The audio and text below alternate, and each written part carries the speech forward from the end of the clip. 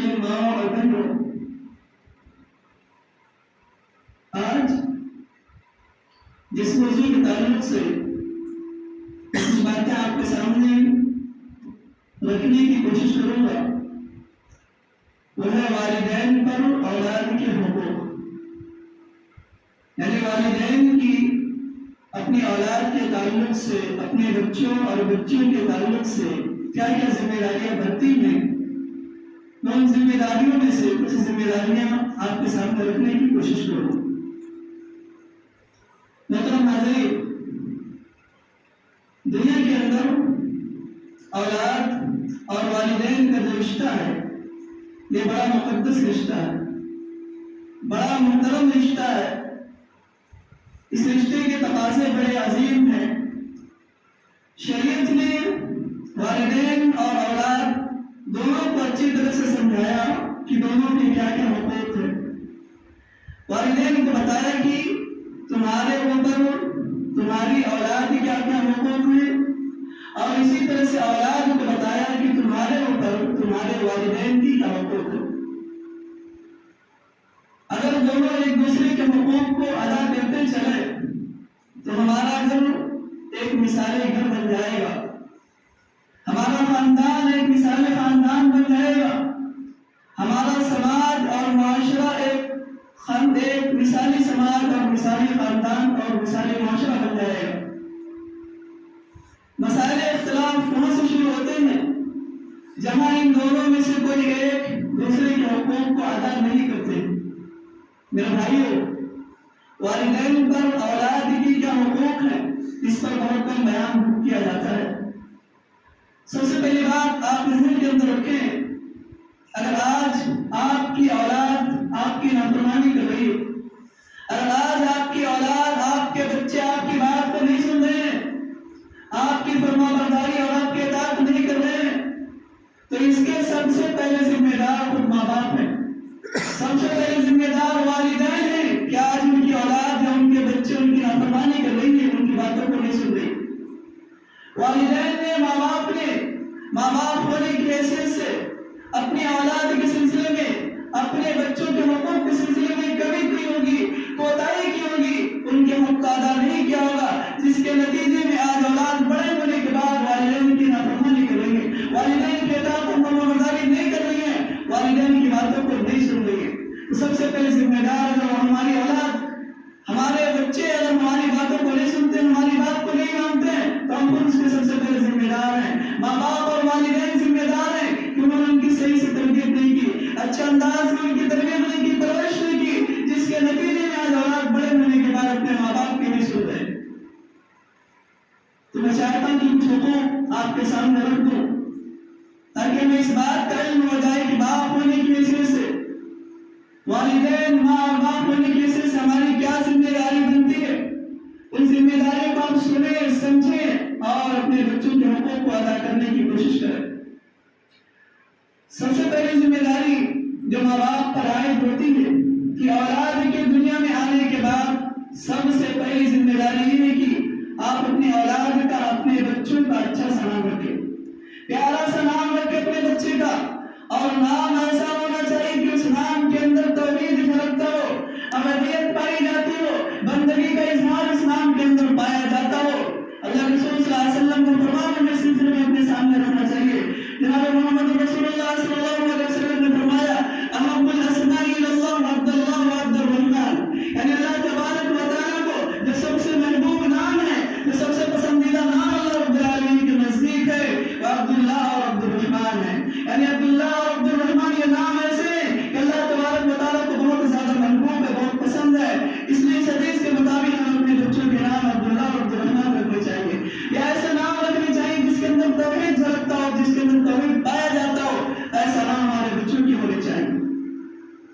لیکن ماں باپ بڑی غلطیاں کرتے ہیں اپنے بچوں کے نام رکھنے کے سلسلے میں۔ جب بچوں کا نام رکھنے کا وقت آتا ہے، ماں باپ بہت بڑی غلطیاں کرتے ہیں، اپنے بچوں کا نام شرکیہ نام رکھ دیتے ہیں، یا ایسا نام رکھ دیتے ہیں جس نام کے اندر شرک کی بو آتی رہتی ہے۔ عبد النبی نام رکھ دیا جاتا ہے اپنے بچوں کا، عبد الرسول نام رکھ دیا جاتا ہے، یعنی رسول کا بندہ یا نبی کا بندہ، بندے سے اللہ رب العالمین کے ہوتے ہیں، نبی کا کوئی بندہ نہیں ہوتا، نبی کی امت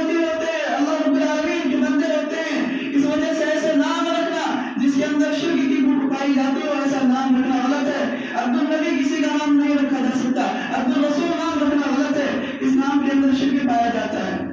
تو بعض والدین ایسا کرتے کہ اپنے بچوں کا نام ایسا رکھتے جس کے اندر شرک کی بو پائی جاتی ہے، یا بعض والدین ایسے ہوتے ہیں جو اپنے بچوں کا نام ایسا رکھتے ہیں کہ اس کے اندر شرک کی بو تو موجود نہیں ہوتی ہے، لیکن اس نام کا معنی اور مفہوم غلط ہوتا ہے، اس نام کا معنی صحیح نہیں ہوتا ہے. تو ایسے نام بھی نہیں رکھنے چاہیے جس نام کا معنی اور مفہوم غلط ہو، یا جس نام کا معنی صحیح نہیں ہو، ایسے نام نہیں رکھنے چاہیے. حدیثوں کے اندر آتا ہے کہ اگر کسی شخص کا ایسا نام ہو جس نام کا معنی اور مفہوم صحیح نہیں ہو، جس نام کا معنی غلط ہو، ایسے ناموں کو بدل دینا چاہیے، ایسے ناموں کو چینج کر دینا چاہیے. سعید بن مسیب یہ بہت بڑے تابعی ہیں، ان کے دادا اللہ رسول صلی اللہ علیہ وسلم کے زمانے میں موجود تھے. سعید بن مسیب کے دادا اللہ رسول صلی اللہ علیہ وسلم کے زمانے میں موجود تھے. ان کے دادا کا نام تھا حسن، اور حسن کے معنی عربی میں غم کے ہوتے ہیں. حسن کے معنی عربی میں غم کے ہوتے ہیں، پریشان کے ہوتے ہیں، ٹینشن کے معنی ہوتے ہیں. اللہ رسول صلی اللہ علیہ وسلم نے کہا کہ حسن اپنا نام بدل دو، اپنا نام چینج کر لو. انہوں نے کہا کہ اللہ رسول صلی اللہ علیہ وسلم باپ دادا کا رکھا ہوا نام اس کو چھوڑ دیجیے، یعنی ہمارے باپ نے ہمارے دادا نے یہ نام رکھا ہے، اس کو پسند کیا، اس کو چھوڑ دیجیے. اس کے بعد سعید بن مسیب جو پوتے ہیں، حسن کے جو پوتے ہیں سعید بن مسیب، کہتے ہیں کہ اگر اللہ رسول صلی اللہ علیہ وسلم کی بات کو ہمارے دادا نے قبول کر لیا ہوتا، آپ صلی اللہ علیہ وسلم کی بات کو ہمارے دادا نے مان لیا ہوتا اور اپنے نام کو چینج کر لیا ہوتا. کیوں انہوں نے کہا ایسی بات؟ کیونکہ وہ کہتے ہیں کہ اللہ رسول صلی اللہ علیہ وسلم کی بات نہیں مانی ہمارے دادا نے. ہمارے دادا نے جو کہ ہمارے خاندان کے اندر ہمارے دادا کا نام حسن جس کا معنی غم ہوتا ہے، تو ہمارے دادا نہیں بلکہ ہمارے پورے خاندان کے اندر ہمیشہ غم کا ماحول رہا، یعنی ہمارے گھروں کے خاندان کے اندر غم کا ماحول رہتا تھا، پریشانی کا ماحول ان کے خاندان کے اندر رہتا تھا. یعنی ناموں کا اثر زندگی کے اندر پڑتا ہے. اس وجہ سے ہمارے نام ایسے ہونے چاہیے، ہمارے اولاد کے نام ایسے ہونے چاہیے جس نام کے معنی اچھے ہو، جس نام کے معنی سب کو شفاف ہو، توحید اس نام کے اندر پایا جاتا ہو، شرک اس نام کے اندر نہ پایا جاتا ہو. لیکن آج ہمارے سماج اور معاشرے کے اندر بہت سارے لوگ ایسے بھی پائے جاتے ہیں جو ناموں کے سلسلے میں بہت بڑا تکلف کرتے ہیں. نام رکھنے کے سلسلے میں ایسا نام رکھنا چاہتے ہیں کہ ہمارے پوتے کا نام ایسا ہونا چاہیے، ہمارے بیٹے کا نام ایسا ہونا چاہیے کہ اس نام کو اس سے پہلے کبھی سنا نہ گیا ہو، یعنی نیا نام ہونا چاہیے، کسی نے ایسا نام نہ رکھا ہو، ایسا نام ایسا سوچا جاتا ہے. ایسے ہمارے سماج اور معاشرے کے لوگوں کی فکر بن چکی ہے، جس کے نتیجے میں کیا ہوتا ہے، ایسا نام رکھ دیا جاتا ہے جس نام کا نہ سر ہوتا ہے نہ پیر ہوتا ہے، ایسا نام رکھ دیا جاتا ہے. ایسے نام رکھنا غلط ہے. آپ ایسے نام نہیں رکھ سکتے جس نام کا معنی اور مفہوم نہیں ہوتا ہے، یا جس نام کا معنی اور مفہوم غلط ہوتا ہے. حدیث کے اندر ایسے نام رکھنے سے منع کر دیا گیا. تو سب سے پہلی ذمہ داری ماں باپ ہونے کی حیثیت سے، والدین اور پیرنٹس ہونے کی حیثیت سے ان کی ذمہ داری بنتی ہے کہ دنیا میں اولاد کے آنے کے بعد سب سے پہلے اپنے بچے کا نام اچھا نام رکھیں، اللہ اس کے رسول کو پسند آنے والے نام رکھیں. ایسا نام رکھے جس کے اندر شرک نہ پایا جاتا ہو، ایسا نام رکھے جس نام کا معنی اور مفہوم صحیح ہو، معنی اور مفہوم غلط ہو، ایسا نام نہیں رکھنا چاہیے. اگر کسی نے رکھ دیا تو اس نام کو چینج کر دینا چاہیے، بدل دینا چاہیے. اسی طریقے سے دوسری ذمہ داری ماں باپ کی، اولاد کی نعمت کی شکر گزاری پر 7ویں روز بچے کا عقیقہ کرنا چاہیے. اولاد کی نعمت سے اللہ تبارک و تعالیٰ نے نوازا ہے تو 7ویں روز بچے کی طرف سے عقیقہ کرنا چاہیے. اگر لڑکا ہے تو 2 جانور، لڑکی ہے تو 1 جانور اللہ رب العالمین کے نام پر سے بچے کی طرف سے عقیقہ کرنا چاہیے. عقیقے میں یہ کہا جاتا ہے کہ 7ویں روز عقیقہ کرنا سنت ہے. 7ویں روز اگر آپ اپنے بچے کا عقیقہ کر دیتے ہیں، یعنی اس کے سر کے بال کو صاف کر دیتے ہیں، اس کا اچھا پیارا سا نام رکھ دیتے ہیں، اس کی طرف سے 2 جانور، لڑکا ہے تو 2 جانور، لڑکی ہے تو 1 جانور ذبح کر دیتے ہیں. 7ویں روز عقیقہ کر دینا چاہیے، سنت طریقہ ہے. بہت سارے لوگ کہتے ہیں کہ اگر 7ویں روز نہیں کر سکے تو 14ویں روز کرنا چاہیے یا 21ویں روز کر لینا چاہیے. تو 14ویں روز کرنا یا 21ویں روز کرنا یہ حدیث صحیح نہیں ہے. 7ویں روز کرنا سنت ہے. اگر 7ویں روز کر سکتے تو ٹھیک ہے، ورنہ آپ 7ویں روز کے بعد کبھی نہیں کر سکتے ہیں. 8ویں روز کرنا چاہے تو 8ویں روز کر سکتے ہیں، 9ویں روز کرنا چاہے تو 9ویں دن کر سکتے ہیں. 1 مہینے کے بعد 4 مہینے کے بعد کرنا چاہے آپ کی حیثیت جو پیدا کر دے. لیکن ہمارے سماج اور معاشرے میں کیا ماحول، خاص طور سے تلنگانہ کے اندر جو دیکھنے میں آ رہا ہے، سننے میں آ رہا ہے کہ بچپن میں بچوں کا عقیقہ نہیں کیا جاتا ہے. شادی سے 2-4 روز پہلے عقیقہ کیا جاتا ہے، یہ طریقہ بھی غلط ہے. شادی سے 2-4 روز پہلے عقیقہ کرنا یہ طریقہ صحیح نہیں ہے، سنت سے ثابت نہیں ہے. سنت طریقہ ہے کہ 7ویں روز بچے کا عقیقہ کر دیا جائے، یعنی بچے کا عقیقہ بچپن میں ہی ہو جانا چاہیے. بہت سارے لوگ آپ کو اس گاؤں کے اندر مل جائیں گے اور پورے تلنگانہ کے اندر بہت سارے لوگ مل جائیں گے جہاں بھی میں نے سنا پوچھا پتہ نہیں چلتا کہ شادی سے کچھ روز پہلے عقیقہ کیا جاتا ہے اتنی بس ہوگی ہے 7ویں روز کرنا سنت ہے یا پھر اس کے بعد کبھی بھی کر سکتے ہیں 14ویں روز یا کسی روز کرنا یہ سنت نہیں ہے طریقہ نہیں ہے اور اسی طریقے سے ایک اور لوگ جو عقیقے کی تعلیم سے پائی جاتی ہے ہمارے سماج اور معاشرے کے اندر بہت سارے لوگ یہ سمجھتے ہیں کہ بچے کا عقیقہ کرنا ہے بچی کا عقیقہ کرنا ہے بڑے جانور کو لا کر کے اس کو ذبح کر دیا جائے ایک جانور کے اندر 7 حصے ہوتے ہیں 2 بچوں کا عقیقہ ہو سکتا ہے 3 بچوں کا عقیقہ ہو سکتا ہے غلط ہے یہ سوچ غلط ہے فکر غلط ہے بڑے جانور کے اندر عقیقہ نہیں کیا جا سکتا قربانی کا اللہ رب العالمین نے حکم دیا کہ قربانی بڑے جانور کے اندر کیا جا سکتا ہے لیکن عقیقہ بڑے جانور کے اندر نہیں ہوتا ہے عقیقے کے لیے چھوٹے جانور کا ہونا ضروری ہے آپ بکرا لا کر کے کریں بکری لا کر کے کریں مینڈا لا کر کے کریں دمبا لا کر کے کریں اس کی گنجائش نہیں کرنا ہے بڑے جانور میں عقیقہ نہیں ہوتا بڑے جانور میں صرف اللہ رب العالمین نے آسانی کے لیے قربانی کا حکم دیا عقیقے کا حکم نہیں دیا تو جو لوگ یہ سوچ رکھتے ہیں جو لوگ ایسا کرتے ہیں ان کا کرنا صحیح نہیں ہے اگر جن لوگوں نے کر لیا تو ان کا عقیقہ صحیح نہیں ہوا ہے کیونکہ عقیقے کے لیے بکرا کا ہونا بکری کا ہونا چھوٹے جانور کا ہونا ضروری ہے بڑے جانور کے اندر عقیقہ نہیں ہوتا تو دوسری ذمہ داری ماں باپ پہ بنتی ہے کہ 7ویں روز سنت کے مطابق عقیقہ کر دیا جائے یا پھر اپنی حیثیت کے مطابق بچپن میں عقیقہ کر دیا جائے لیکن آخری وقت شادی کے موقع پر عقیقہ کرنا یہ طریقہ صحیح اور درست نہیں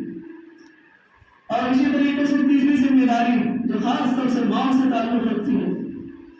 کچھ مائیں مغربی تہذیب کی تقلید کرتے ہوئے مغربی تہذیب کے لوگوں کو دیکھتے ہوئے اپنے بچوں کو ایک بہت بڑے حق سے محروم رکھتی ہیں معصوموں کو چھوٹے بچوں کو ایک بہت بڑے حق سے محروم رکھتی ہے اور حق کیا ہے اپنے بچوں کو اپنا دودھ پلانا بہت ساری عورتیں اللہ تبارک و تعالیٰ نے چھوٹے بچوں کی جو غذا ماں کے پیٹ کے اندر رکھی ہے ماں کے جسم کے اندر رکھی ہے اس غذا سے اپنے بچوں کو محروم کر رہی ہے یہ بہت بڑا جرم ہے بہت بڑا حق ہے جس سے اپنے چھوٹے معصوموں کو محروم کر رہی ہے ان کی سوچ کیا ہوتی ہے کہ ہم بار بار اپنے بچوں کو دودھ پلائیں گے اپنا تو ہمارا حسن جمال ختم ہو جائے گا ہماری خوبصورتی ختم ہو جائے گی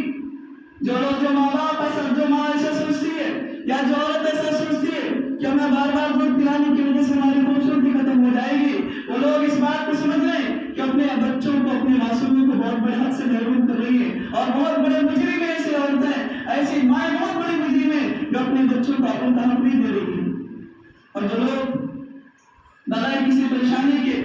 آرڈر یا ڈبے کا دودھ پلاتی ہیں وہ لوگ بھی بہت بڑے مجرم ہیں اگر مجبوری ہے پریشانی ہے تو الگ مسئلہ ہے لیکن بغیر مجبوری کے بغیر پریشانی کے اپنے حسن و جمال کو باقی رکھنے کے لیے اپنے خوبصورتی کو باقی رکھنے کے لیے اگر اپنا دودھ اپنے بچوں کو نہیں پلاتی ہیں تو بہت بڑے حد سے اپنے بچوں کو محروم کر دیں گے اور آپ اس بات کو سمجھ لیں اس بات کو سن لیں آپ اپنے بچوں کو جب دودھ پلا رہی ہوتی ہے صرف دودھ نہیں پلا رہی ہوتی ہے بلکہ اللہ تبارک و تعالیٰ نے اس راستے سے ایسا نظام بنا کر کے رکھا ہے کہ اس راستے سے اللہ تبارک و تعالیٰ ماں کی اور باپ کی خوبیوں کو یا خاندان کی خوبیوں کو اس راستے سے اللہ تبارک و تعالیٰ اس بچے کے اندر ٹرانسفر کرتا ہے ماں کی خوبیاں جو ہوتی ہیں ماں کی جو اچھائیاں ہوتی ہیں جو شوہر کی اچھائیاں ہوتی ہیں یا جو خاندان کی اچھائیاں خوبیاں ہوتی ہیں اس راستے سے اللہ تبارک و تعالیٰ اس بچے کے اندر اس چیز کو ٹرانسفر کرتا ہے تو جو عورتیں ایسا نہیں کرتی اپنے بچوں کو رضاعت نہیں کرتی اپنے بچوں کو دودھ نہیں پلاتی ہیں وہ ہے کہ اپنے بچوں کو صلاحیتوں سے محروم کر رہی ہے خوبیوں سے محروم کر رہی ہے صلاحیتوں کمالات سے محروم کر رہی ہے اس لیے انہیں سوچنا چاہیے سمجھنا چاہیے کہ اللہ تبارک و تعالیٰ نے ہمارے بچوں کا جو ہمارے جسم کے اندر رکھا ہے ان کو حق ادا کرے اگر نہیں کرتے تو بہت بڑے مجرم میں اور بہت بڑے حد سے اپنے بچوں کو محروم کر رہی ہے اور اسی طریقے سے تیسرا جو خاص طور پر والد کی ذمہ داری ہے کہ بچوں کو کھلانا پلانا پہنانا تعلیم دلانا یہ والد کی ذمہ داری ہے باپ کی ذمہ داری ہے اگر اللہ تبارک و تعالیٰ نے پیسے سے نوازا آپ کو پیسہ دیا ہے تو اس پیسے کے سب سے زیادہ حقدار آپ کی بیوی اور آپ کے بچے ہیں اللہ تبارک و تعالیٰ نے مال و دولت سے نوازا ہے اس مال کو اس دولت کو اپنے بیوی پر خرچ کریں اپنے بچوں پر خرچ کریں یہ آپ کی ذمہ داری بنتی ہے اللہ کے رسول صلی اللہ علیہ وسلم نے فرمایا ایک دینار اللہ تبارک و تعالیٰ کے راستے میں خرچ کرنا اور ایک دینار کسی مسکین پر خرچ کرنا اور ایک دینار کسی غلام کو آزاد کرنے میں خرچ کرنا اور ایک دینار اپنی بیوی بچوں پر خرچ کرنا ان چاروں دیناروں میں سے چاروں پیسوں میں سے سب سے بہتر دینار و دینار ہے کہ تم اپنی بیوی پر اپنے بچوں پر خرچ کرو گے یعنی اللہ کے راستے میں جہاد کرنے جہاد اللہ کے راستے میں خرچ کرنے سے بھی زیادہ بہتر خرچ ہوگا لیکن بہت سارے لوگ اپنے دوستوں کے ساتھ خوب لٹاتے ہیں، خوب خرچ کرتے ہیں، لیکن اپنی بیوی پر ظلم کرتے ہیں، اپنی بیویوں کو ستاتے ہیں، ان کی جائز ضروریات کو بھی پوری نہیں کرتے۔ ایسے لوگوں کو سوچنا چاہیے کہ اللہ تبارک و تعالیٰ نے ہماری اولاد کے سلسلے میں ہم پر جو حقوق ادا کیے ہیں، اپنی اولاد کا ہم ادا نہیں کر رہے ہیں، تو والدین کو چاہیے، ماں باپ پر، والد کو خاص طور سے اس سلسلے میں چاہیے کہ اللہ تبارک و تعالیٰ نے اگر اس کو دولت سے، پیسے سے نوازا ہو تو اس کے سب سے زیادہ حقدار اس کی ماں، اس کی بیوی اور اس کی اولاد، اس کے بچے ہوتے ہیں۔ اور اسی طریقے سے ایک اور بنیادی حق جو والدین پر عائد ہوتی ہے، اپنے بچوں کو جہنم کی آگ سے بچانے کی فکر کرنا۔ جو والدین اپنے بچوں کو جہنم کی آگ سے بچانے کی فکر نہیں کرتے، جہنم سے بچانے کے لیے نہیں سوچتے، وہ والدین اور ماں باپ کہلانے کا حق نہیں رکھتے۔ جو